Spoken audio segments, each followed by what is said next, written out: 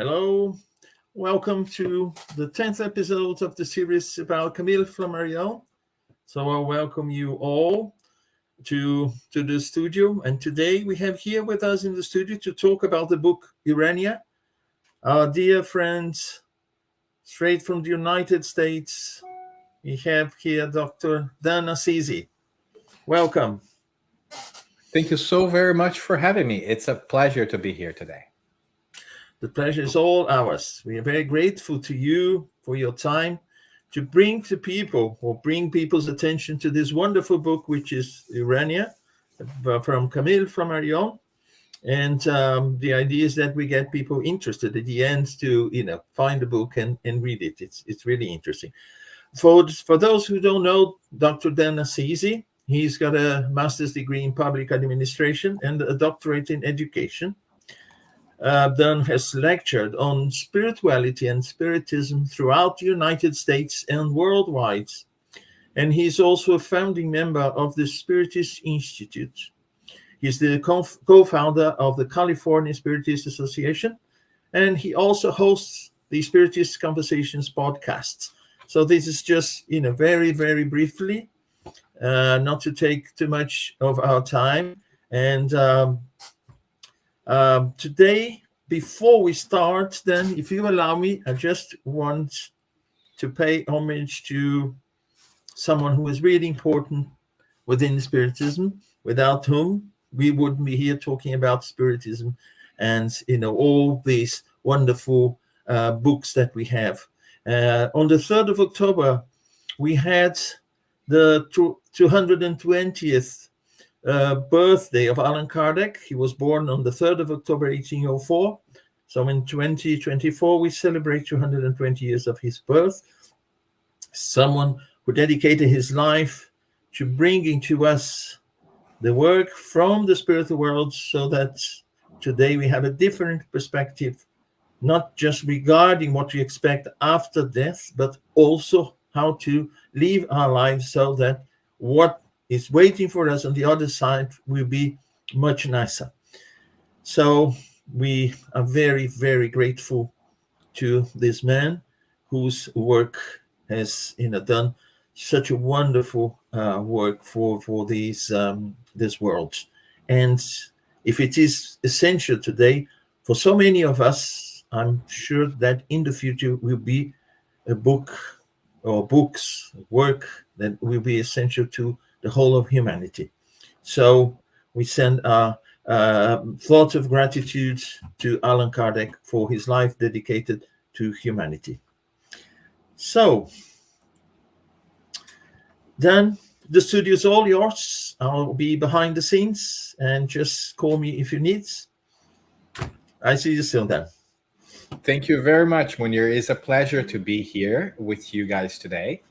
Thank you so very much for everyone who is watching. And thank you as well for our friends in the UK and Ireland who have crafted the space for us to talk about important topics and to celebrate this year through a series of different talks, the life and work of this incredible exponent of Spiritism, scientist extraordinaire and invaluable human being, Camille Flammarion.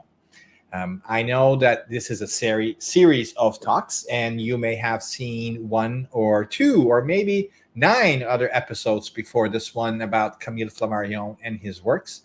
And I hope that you have enjoyed them. If you have not, we suggest that you do. They are readily available at YouTube in the channels of the broadcast that you can see over there. It is always wonderful to revisit the life and work of somebody who is so incredibly insightful and smart, such as our friend Flammarion. Today, I have the distinct honor of talking about one of his books, one of his novels, Urania, which was written in 1889.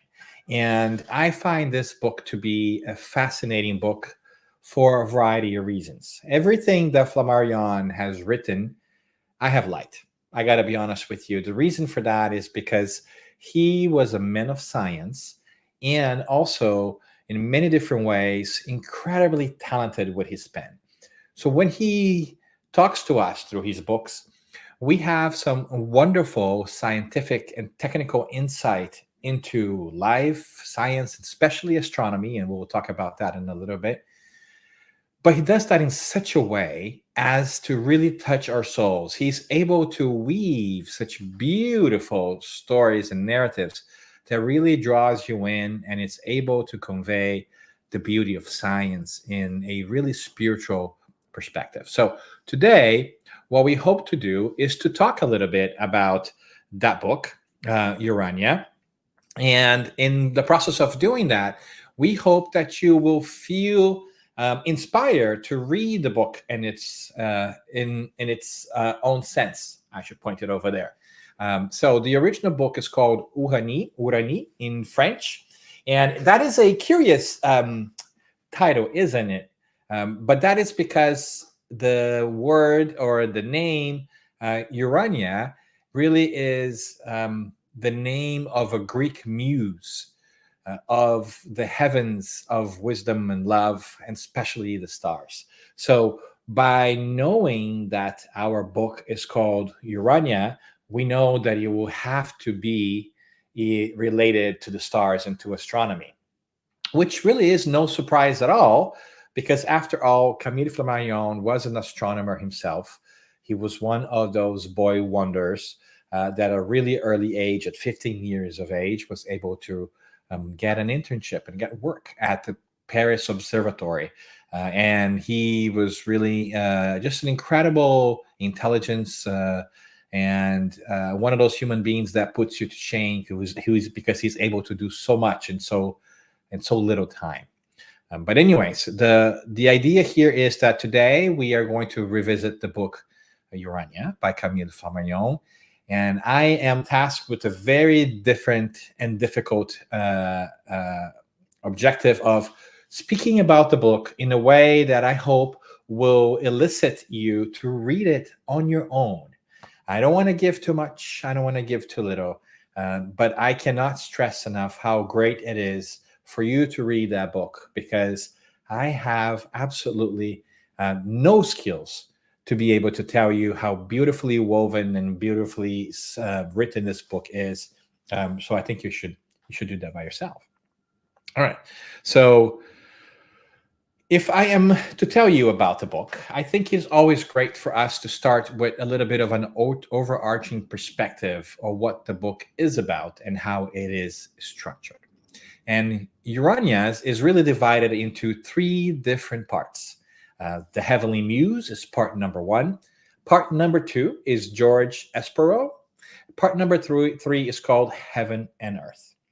And so part number one really is about introducing Urania to us, and is really about a wonderful journey through the universe. And because we have no powers of narrative as Camille Flammarion did, we are invoking the spirit of Urania to help us in that journey as well. And we're going to have her down here in the corner in a picture by Torquay to inspire us along the way. But the book starts with a narrative. And I have to remind you, this book, it is not a mediumistic book. It was not written by the spirits. This is out of Camille Flammarion's own writing.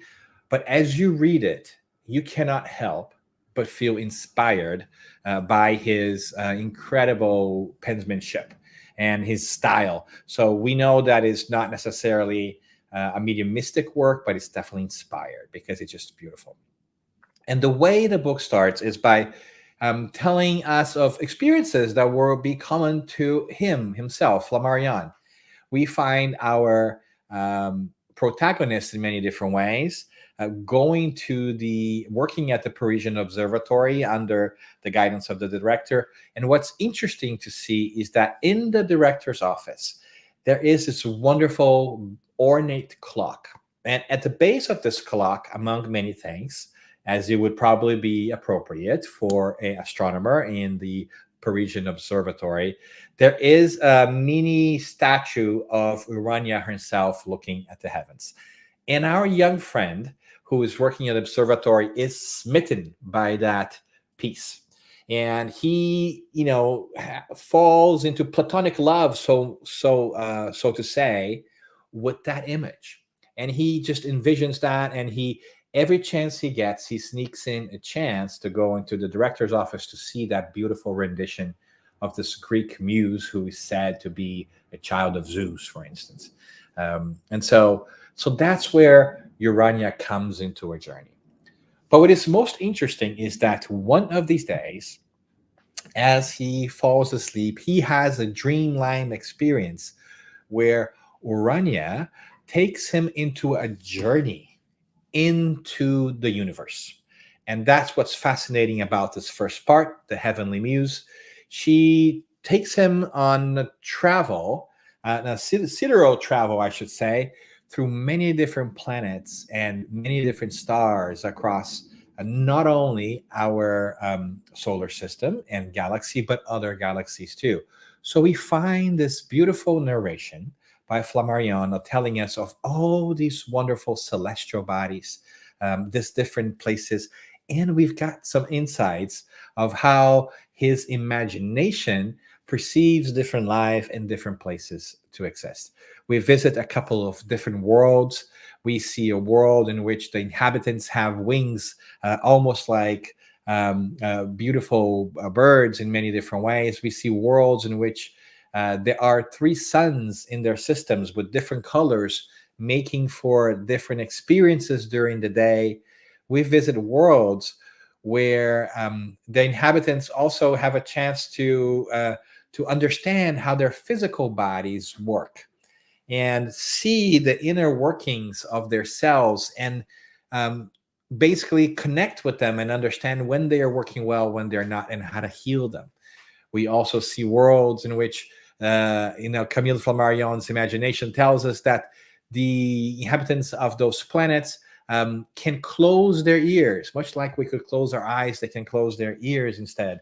And it's a wonderful piece of fiction in many different ways that actually, curiously, inspires many other scientific fiction, sci-fi writers later on, as Jules Verne and so forth. So Camille Flammarion was really an early science writer with an incredibly touch of spirituality that has left us with a beautiful legacy of science and like I said, spirituality.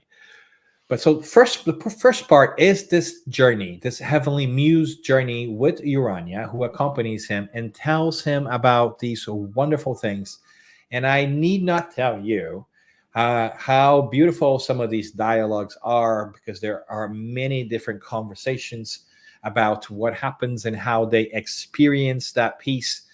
In general, we'll go a little bit more into detail for some of those to hopefully whet your appetite in the process of diving a little bit deeper into the story. Part 2 is called George Sparrow because that is the name of a companion of his in the observatory that is as eager and as interested in astronomy and the beauty of the cosmos as he is, but who eventually passes away too. And so in the second part of the book, after he has returned from this incredible cosmic journey with Urania sometime later, we then learn about the story of George Sparrow. And this is a really interesting story because it's about both of them traveling to Norway to look at the aurora borealis, and that in that trip, to make a long story short, they also have a glimpse of a woman, Iclea, who eventually connects and falls in love with George Sparrow when her and her father return to Paris and for a scientific conference. And George and Iclea have this beautiful relationship, one based on love and knowledge that develops softly and kindly and beautifully as they go through the process. And then we have a little bit of a narration of all these wonderful facts and truths that they learn about science and the universe together. However, there is a tragic event, and this is where the spoiler alert comes into our talk. And if you don't want to hear it, I suggest that you pause a little bit there, read the book, and come back. But what we see is that George and Aclea are going to get married. They are going to return back to Norway to get married, and they do that a little bit before, and they take a balloon journey to be closer and to see the beauties of that wonderful country. During that balloon journey, there are some problems, and they find themselves having to ditch all the weight in the balloon car that they can to compensate for the technical challenges the balloon itself is having. However, that's not enough. And in an act of love, Iclea then jumps off the balloon because there's only their weight in the car left. And to ease that weight so that the balloon can rise and not crash, she jumps from a distance into a lake. And seeing that moment, seeing her fall into a lake, you can imagine that George is taken by a great desire to help her, and he jumps too. However, he never makes the lake, and eventually both of them pass away tragically. But we later on find, as a continuation of this piece, and we begin to go a little bit into the third part of the book there, that our friend in the observatory, our astronomer friend, eventually comes in contact with a sensitive, a medium, so to speak, who has a message to him from a man called George Sparrow. So he was already taken by the fact that that medium gave him a name and tells him that George Sparrow obviously is living and is well, and he's, a matter of fact, is currently living in the planet Mars. And so our astronomer friend goes into a whole exploration of the universe again, and what it would be like to be able to contact or live with friends in Mars. And in this book, we also have, again, another voyage that our friend undertakes when he is taken to Mars. And with some Martians, I guess we could say that, he explores the fact that Mars is a more evolved planet and what it would look like. Eventually, he comes back, and in that process, we find that it's really an exploration of the cosmos in general and what it is to be towards this moment of evolution. For those of you who are perhaps a little bit more interested in the overarching structure, we have, the chapters broken down in different ways. In part 1, we have 5 different chapters. A Dream of Youth is the journey with Urania that I told you about. Unknown Humanities and the Infinite Variety of Beings tell us about these different worlds that he imagines there are, and how these inhabitants look like, and how life takes place. And then he does wonderful conjectures about the future of the infinite and what it is, past time, light, and it's wonderful stuff. And that is a great reflection there in the light of the past that we'll talk a little bit more about too. So part 1 is that. Part 2, like I said, is about George Sparrow. It's about life, about an apparition that takes place, the whole falling in love piece, the Aurora Borealis experience, and the timely demise of the lovers, and how life continues beyond the physical world. So there are the chapters that you can also read individually because they are beautiful in many different ways. In part 3, I should say, it's really called Heaven and Earth, and it really goes into the realm of commentary and explanations about this connection between heaven and earth, so to see the physical world and the spiritual world. There is an intro about the ability to communicate with other people non-verbally, like telepathy.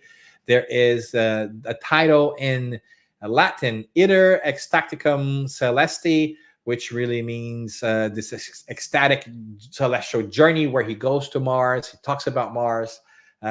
He has a wonderful chapter on the fixed point in the universe, which is absolutely mind-blowing for me. I love that part. Because he talks about all the different movements of the planets and everything else in such an incredibly wise and scientific manner that takes you into to witness the ballet of stars, so to say, through the universe. And there's also a part there called "So Clothed in Air," and we're gonna be talk about this part about the "So Clothed in Air."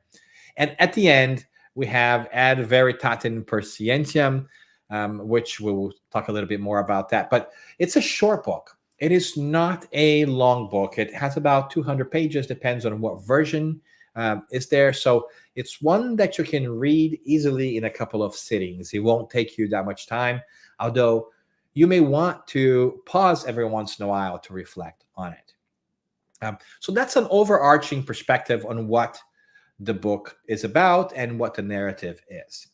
But let me tell you some of my favorite parts in hopes that you too will be taken into reading this incredible book or listening to it, as there is an audiobook in the LibriVox platform, which is a free platform that you can listen to where volunteers record different things that you can read too. But I think it's worth reading because it's also beautifully translated by Augustus Stetson Rice, and it's really lyrical in that way. So what did I like the most? And I want to get some parts here that I think would be interesting for us to talk about. One of those is that Flammarion, for me, he really is a poet of science. When we are reading his works, we are really faced with a superior scientific mind that sees the beauty in the order of things. And by that, I mean that he has the ability to narrate and explain science, especially as it relates to astronomy, in such a beautiful and touching way that one is transported outside of oneself's perspective to really glean at the universe and at the cosmos in a way that elicits wonder. So we feel small when we read Flammarion, not because we feel useless or powerless, but because we are taken by the awe of the creation and all of the planets and bodies in the universe. And it makes you feel a sense of companionship and community with all of those, and makes you really wonder how vast and how beautiful and how incredibly balanced the universe is orchestrated. And it's a thing of beauty, and it's unique in the sense that Flammarion's style allows us to understand science in a lyrical way. He's got such wonderful sentences and ways of putting things that touch your heart and whet your appetite to learn more and trigger your imagination to consider new perspectives. That is fascinating. He has so many wonderful sentences. One of my favorites, not necessarily on this book, where he calls all of us, for instance, as citizens of the heavens, helping us see that as immortal beings that we are and that we know and investigate in Spiritism, we are not just the result of our physical bodies, that we are spirits who have been traveling through space and time in our incredible journey of evolution, but whose bodies are also made by cosmic matter, as the planets were created out of the Big Bang, which was not known until that time yet. This is me extrapolating here, but we are immortal spirits clothed by the heavens, and he's got such beautiful ways of putting that is amazing. But anyways, you have not come to hear probably about what I find interesting, but let me tell you a little bit about some other perspectives that I hope may also interest you in reading this book.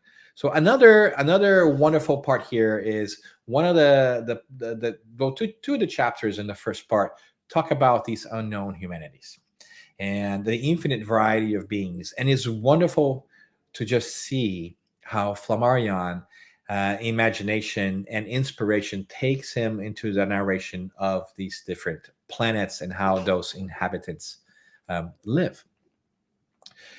I should say one more time that this is not a mediumistic work. This is his own writing. But the point that he does so beautifully well by sharing these different potential pieces for different lives and different worlds is that the universe is an incredibly vast and beautiful place. And it is just a matter of time until we come into the realization that everywhere in the universe there is life, and that such life may manifest itself differently, perhaps in different shapes, in different formats, because the planets and the conditions that are out there are different and varied as well. But nevertheless, he calls that unknown humanities, because Flammarion is really good at understanding and calling us to understand that there is one humanity spread throughout the stars because of our spiritual nature. That those who are perhaps at different spheres of advancement, be them spiritual or physical, they are not that separate from us when we understand that we are all heirs of the divine. And so it's really wonderful to see that, to see his descriptions in such a way that makes us think differently about who we are and what we have in our planet. We sometimes are so taken by the day to day that we forget that we're all part of one humanity in this planet. That even though we wage war, we have famine, we are angry with each other, all of that, when we gain higher perspective about our immortality, the immortal spirits that we are, should vanish. And as we think about different planets in the stars far away, we begin to think about humanity in a larger perspective. And hopefully that helps to also cease all the challenges that we have in this planet. So, as many different ways, as Urania takes him in journeys through space and time, it also leads us to believe or to cogitate and think about what is our role in the cosmos and see ourselves as much bigger than just where we are today.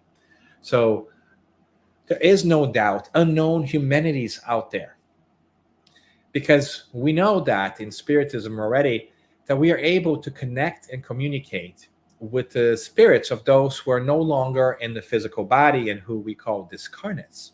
So these discarnates spirits, discarnated spirits tell us so many different things about the world, including the fact that there is life in other planets that we have not yet registered. So it's not far-fetched to really imagine what those circumstances would be like that would allow for a different life to take place.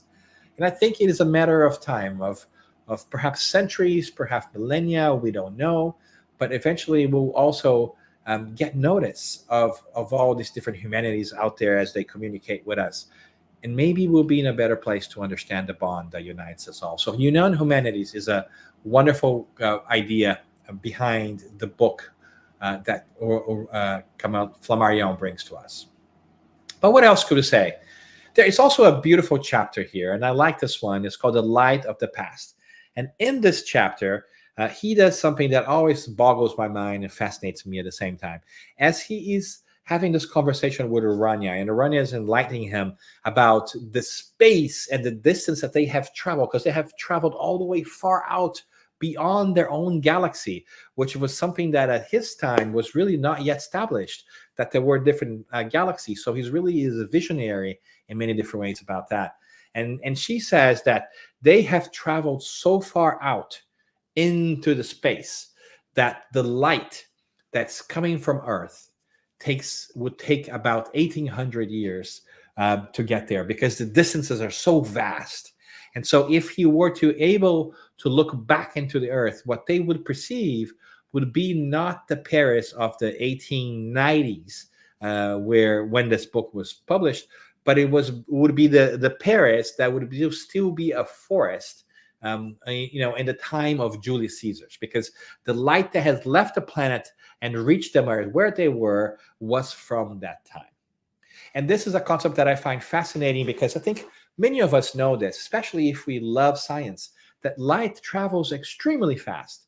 But even traveling extremely fast, 300 kilometers per second, it takes some time to traverse this incredible distances in our universe.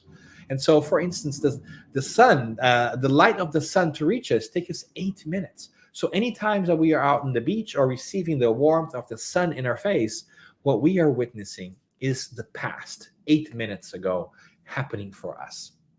And it really leads me to think and believe that we ought to reconsider how we see ourselves and others, because what we see in each other oftentimes is the result of our past. And what we see of ourselves when we look in the mirror or consider ourselves is often the result of the past too. So we're always sort of looking into the past. And our challenge is to let the past be the past, perhaps inform our actions of the present, but conjecture us into possibilities for the future. So, what is it that we want for the future? We are seeing the past all the time, but can we lift our heads up into the stars, so to say, to see the beauty that is beyond the immediate and the future, and go into the future? And I think that we can translate that to our daily lives. I think that we can think about this on our own lives. When you look at your friends, your family members, don't think about just what they have done, but think about the potentials and all the wonderful things they are going to do. Because as immortal spirits, as you know, our life will continue beyond this one. We have an infinite number of existences and experiences ahead of us. So why not look towards them? So that is one beautiful chapter that I like there. And I will keep going. Otherwise, we'll be talking here forever. But Camille Flammarion does that to us. Another interesting one, too, from the third part is a piece called A Soul Clothed with Air. And this is a beautiful part there where he and his friends are walking in the beach, I think, in Monaco near France. And they accidentally walked into a forest that's private piece. And in there, they see there's a house, and they look into the house, and they see a woman who has come out of her shower and is combing her hair and is getting ready. And she does not see them. His friend who is with him is taken by her beauty and says, have you ever seen something so beautiful? Look at this beautiful form, how wonderful she is. And then they speak, Camille Flammarion says that she is so beautiful that she is a soul clothed with air. And then he goes on for many pages to explain what that means. Because if you think about this, and this is a fascinating Camille Flammarion moment, all of us are made of air because we are made of atoms. And the atoms have so much space in between them and their components that there is more air than matter in all of us. And that is mind-boggling in many different ways, because we touch ourselves and we feel this presence, but really there is a lot more air than matter. And there are forces that really organize these atoms into place. And these atoms in turn, create cells, which then have organisms and so forth. So he does this wonderful bridge between the beauty and the perfect in the figure of that woman, and the science that is behind the universe and makes all our physical bodies. And so that's a really interesting perspective, because once we begin to study science and physics, we understand that the space between atoms, and even the space between the atom's components, the nucleus and the electrons, it's so vast, it's so big, that it should boggle our minds as to how is it that we have physical things when there is really a lot more space than matter in all that makes us. And so I would highly recommend that you let the poetry of Flammarion come into your soul as you read that chapter.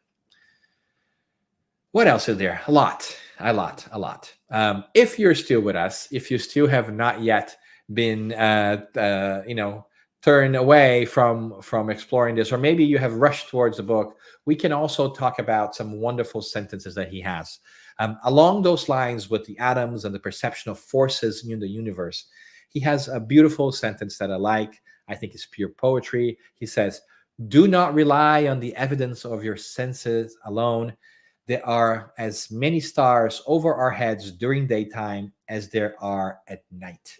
And that idea that there are as many stars above our heads during daytime as there are at night, it is a subtle awakening for us to remember that our perspective defines much of our experience. The truth is, the stars don't cease to be because we see the sun. They're just blinded, or we are blinded to their existence because of the light of the sun.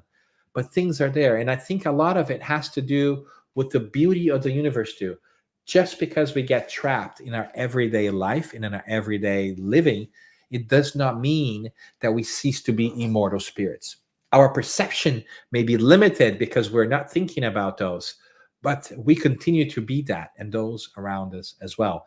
And the order of the universe is still there.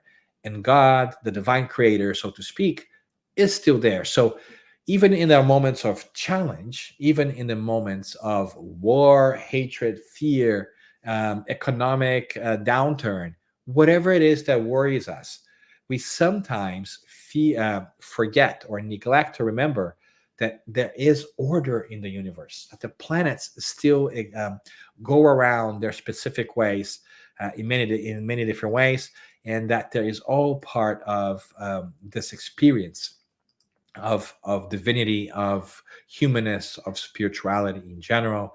So it's really important for us to see that.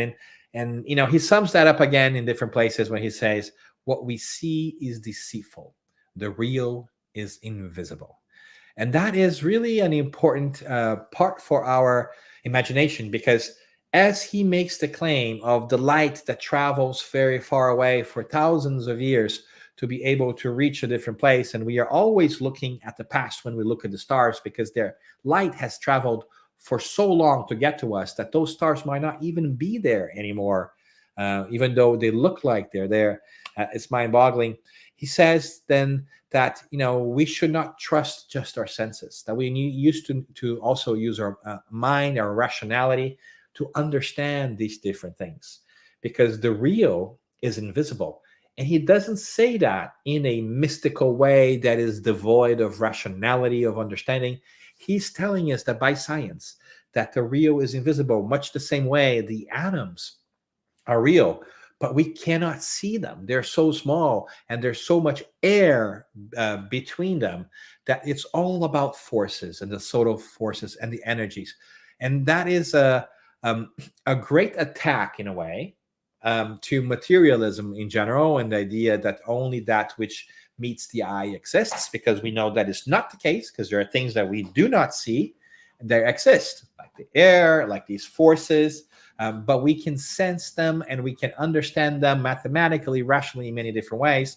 So we also need to shift our perspective from understanding these things just from a empirical perspective, and shifting that into more of a rational, poetic, spiritual perspective. I want to say poetic just because we're talking about Flammarion here in many different ways. So what we see is deceitful.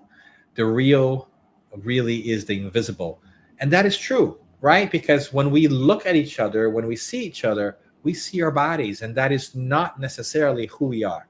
That's how we are shaped today, but the real us is invisible to our eyes as it stands right now. The spirit that I am cannot be truly seen by you, and the spirit that you are cannot be truly seen by me.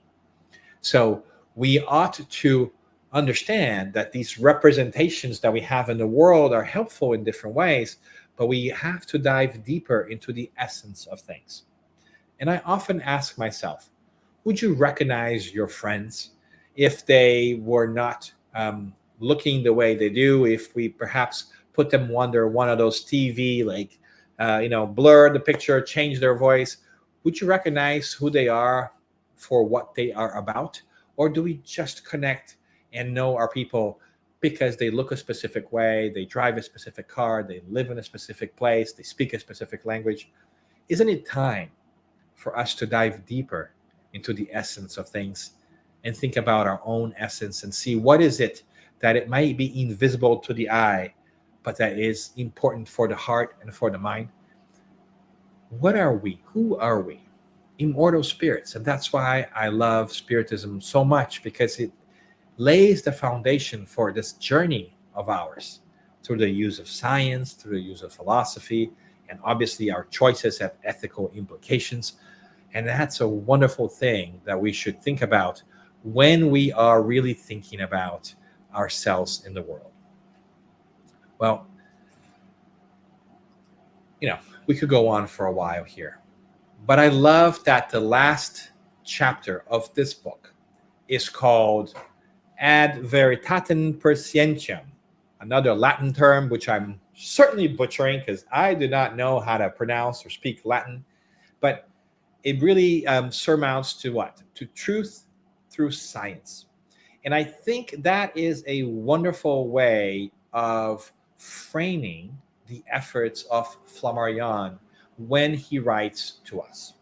He's written dozens of books, and I hope he'll continue to write dozens more, even though he's no longer physically incarnated as Camille Flammarion with us right now. Because what he really brings to us is this lens of science in a way that explains the beauty of creation and points us to something sublime.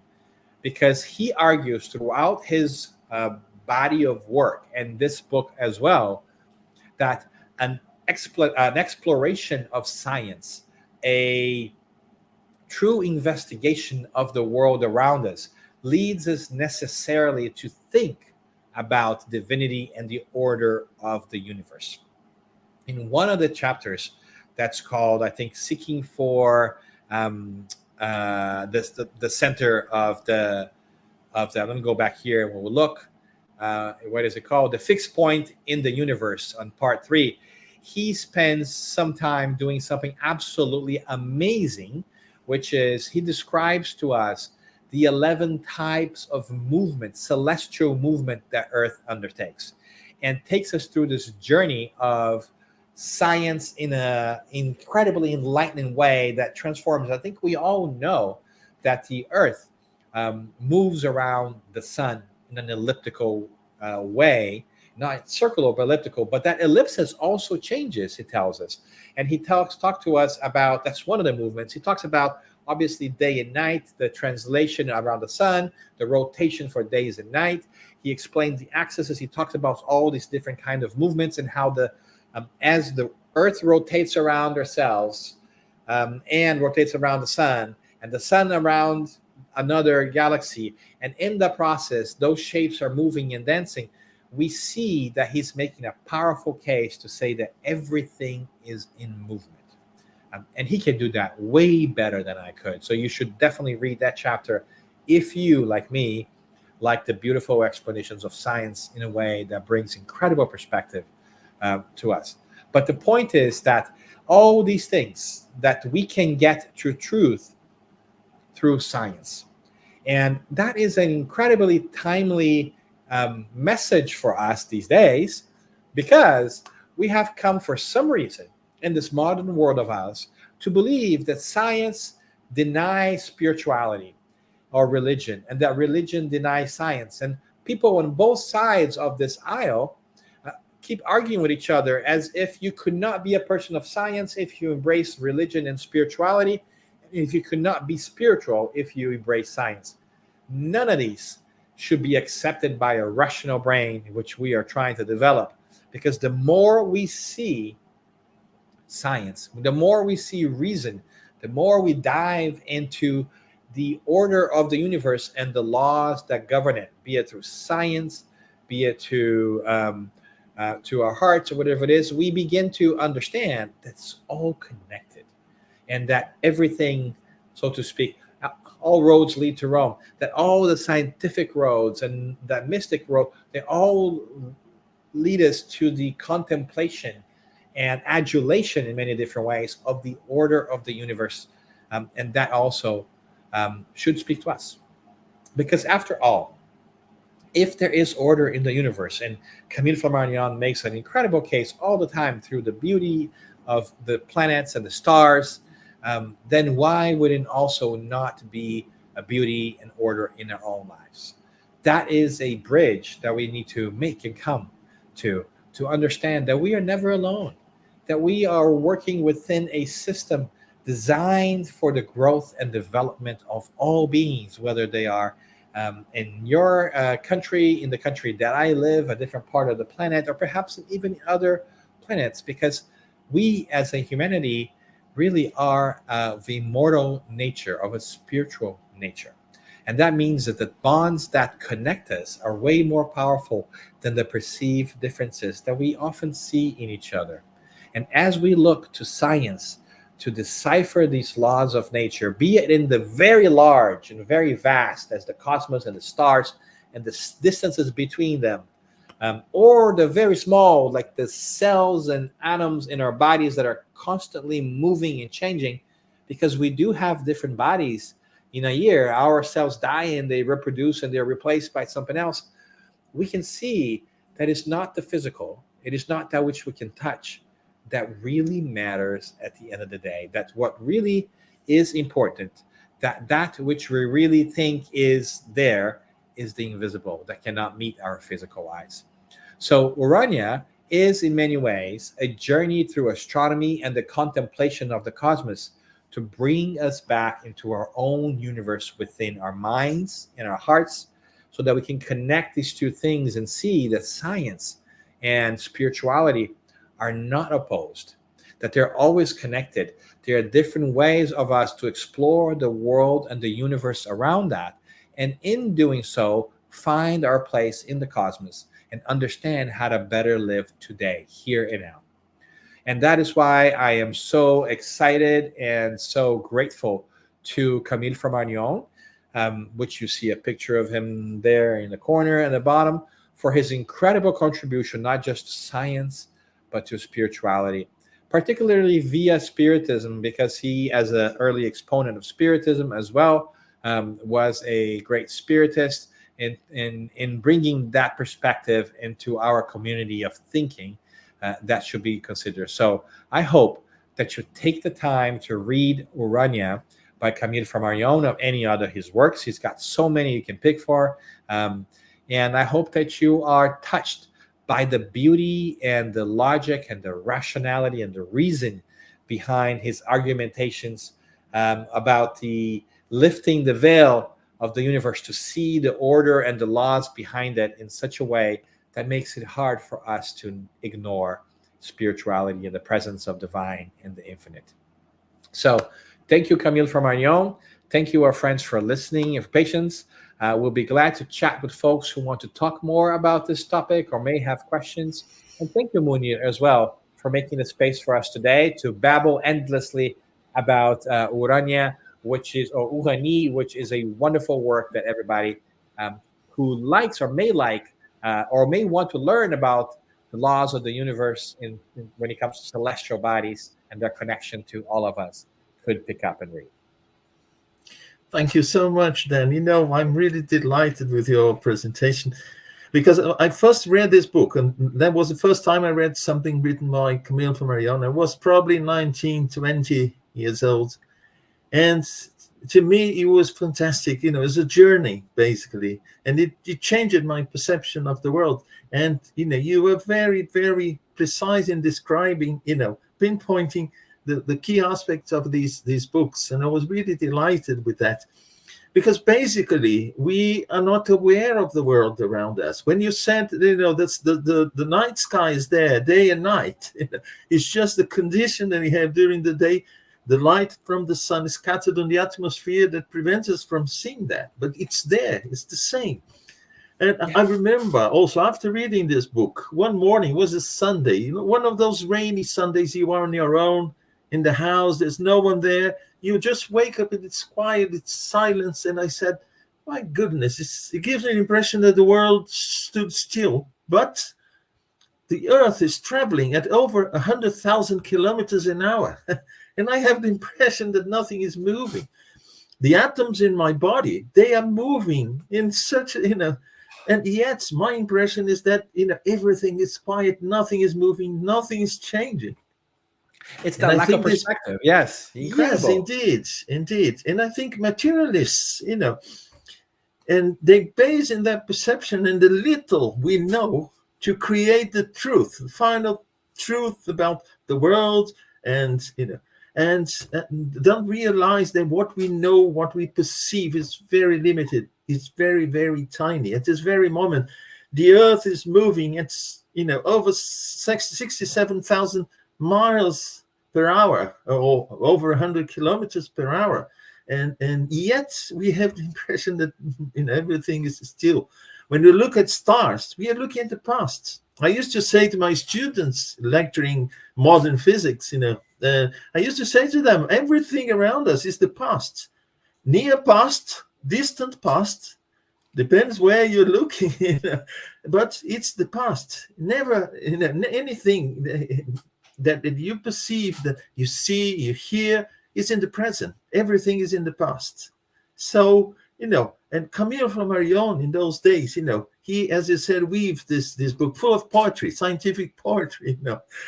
He was beautifully, he beautifully calls our attention to this, and wonderful. Thank you so much for your presentation. I found 100% resonance in all your description, because I remember seeing and feeling exactly the same thing, having the same impression, when I first read this book.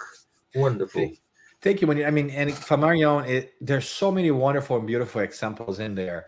When he's talking about these atoms, because one of the things is, I expected he was going to talk about astronomy, because the name of the book is, Urania. And, I know a little bit of my mythology to know that Urania was a muse, so I could connect that. But what I think is so beautiful, he talks about the very large, but he's also able to talk about the very small. He goes into the cells, into the atoms. It's something that, maybe the reader is not expecting it at first. And that is beautiful. And he makes such powerful arguments that I'm like, they're so beautiful and cogent and so simple that I feel almost angry at him, because how did I not see that before? For instance, when he's talking about atoms, he's talking about the brain, right? And he's making a case from non-localized conscience, which is a term that's used nowadays, not in his day. But he's saying we have all these atoms that are far from each other, and they make our brains. So our brains are really forces. They are not physical. And these atoms, these cells in the brain are also changing, right?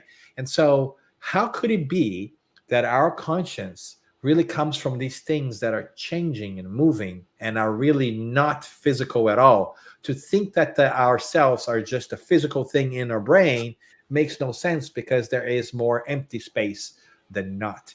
And he does it in such a beautiful, powerful way that you just go, wow, that's such a smart, wise, and clear way of thinking that sometimes we miss, because we are looking elsewhere and we forget to see that there are always stars behind the clouds, right? There are always stars even during the day. Yes, yeah. You see, the surroundings where we live, actually, they are like a bubble, So basically, we look down instead of looking up, because the surrounding, the conditions during the day we can see, during the night we fall asleep. So basically, don't pay attention to these situations, and that helps me, because I still have problems to fully perceive that there is a spiritual world together with the physical one, that I'm surrounded by spirits, that the world, it's more than the material world I can perceive, I can see. But then I use this, I make it like a comparison and saying, well, the earth is moving at this very moment, and I don't realize that. I can even imagine that, if it wasn't for the information that got to me through other means, I can't perceive that. To me, it's not moving at all. My body is still, I can't see the atoms that are moving and revolving, and no, I can't see that. So it helps me to think in these terms, to understand that life goes, beyond the material realm, and it could very easily, exist another world, the spirit world, here at the same time. And because I don't have at this moment the instruments as such to perceive, it doesn't mean it's not there. Yeah. Isn't it incredible that advice given 130 years ago, where people who supposedly lived in a less technological world, right, can be so timely? Do not rely on the evidence of your senses alone, he says. I'm saying don't ignore them, but not alone. What we see is deceitful. The real is invisible. quantum physics 30 years afterwards tells us about the existence of these tiny little packets of energy, and the way that things are in ways that Flammarion did not know, or maybe could anticipate, but wasn't clearly scientific yet, just yet. And yet he's giving us timely evidence, timely testimonial and advice that is so important for today, when we are still trapped in this world of senses, and we only think that that which meets the eye, that we can grab, that we can hold, is really what matters. I mean, I am just incredible about how what a forerunner of enlightenment and spirituality he is. Obviously inspired, but there's obviously lots of merit there, and so it's not just an old book. It's a beautiful perspective. Indeed, indeed. John, we have here with us our dear friend Elsa. Hey. Dear friends, such a great joy listen, Dr. Assisi. Thank you so much. Let's spread the words. Thank you so much, Elsa. Thank you, Elsa. We also have our dear friend Faye Wardington. It's interesting. That's interesting, Munir and Dan. Urania was the very first contact with Flammarion's work. When I was 17, 18, your presentation has expanded the view about this book. Yes, thank you. indeed. Yeah, thank you, Faye. That is great. And I know that you also like Lumen quite a bit, right? As well. And I love that connection with the books too, because Urania was also the first book from Flammarion that I had contact with. My mom was reading Urania at the time. I must have been 8 or 9 years old or something. And she would tell me about, like, she would read parts of the different, like, the first part of the different worlds. And it was such a fun thing for me as a kid to imagine that with her. And so not only I had the wonders of space, right? Like the idea of what it would be like out there, but share that moment with my mother. So today, as I pick up Flammarion, I cannot also, forget that was also something that my mother brought to me. And that was wonderful. Wonderful. And Faye also, she says, I see a close connection of these books to the wonders of space. Yes. And not only the wonders of space with capital letters for the book, but it also opens our eyes to the wonders of space with non-capital letters. Because every time I think that we read Camille Flammarion, it's a lesson in astrology. A lesson in astronomy, a lesson in physics, and a lesson in spirituality and the beauty of the creation. There is this artistic vein to him, so to speak, where he's able to make the beauty of the cosmos so evident and so clear and so palpable that, just opens my mind up and help me see again that there are stars, even when, during the day. I agree. I think it's just is really a rare talent. Wonderful. Thank you so much to those watching us. Done. Our time is nearly up, so I'll just make some announcements. But before we go, I just want to say that we'll invite you for our future projects. It's always very nice to hear what you have to say, and I really, really enjoyed your presentation today. So I'll make some announcements before we go. So next month, we have our final talk. It's about spirit communication by our dear friend Flavio Zanetti. And then in December, so not next month, this is going to be on the 3rd of November. And in December, then we have, a round table with those who made presentations throughout the year. So for us just to, get to a final conclusion about the work of Camille Flammarion. So next month on the 3rd, then we have our final episode, Spirit Communication. We also want to invite people to our studies on Wednesdays, 12 noon London time. We study the book Heaven and Hell and also the Gospel according to Spiritism. So we do that online through Zoom. So you get here the code and the password, most welcome to join us. Also on Saturdays, 10:30 a.m. UK time, Guilherme Dias, Charles Kemp, and myself, we coordinate a study online of the Medium's book. So again, you're all welcome to join us. And the Spiritist Society of London holds this study online every Tuesday, 7 p.m. London time. So the meeting ID and the passcodes, they are all here. So you are also welcome. And finally, before we go, we want to thank Kardec Radio for allowing us to, have these meetings, to use the studio, to make them get to you. And so we're very, very grateful to that. Our sincere thanks to people at the Kardec Radio. So that's all we had for today. Again, Dan, thank you very much. It was a brilliant presentation. And I'm sure people will be delighted to watch that, over and over again, because I think you were straight to the points that were very, very relevant, at least to me, in this book. And people are also invited to know this I would call masterpiece by Camille Flammarion.